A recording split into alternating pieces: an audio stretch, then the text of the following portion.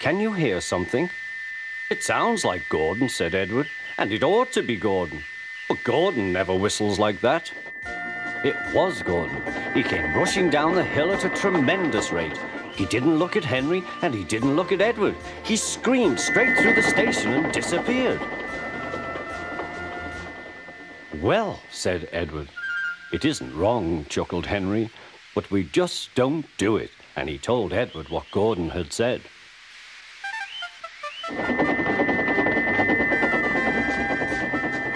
Meanwhile, Gordon screeched along the line. The noise was awful.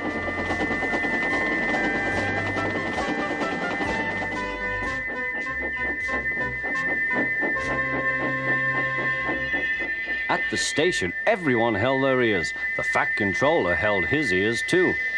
"Take him away," he bellowed, "and stop that noise." Gordon puffed sadly away, but he wouldn't stop whistling until two fitters climbed up and knocked his whistle valve in place.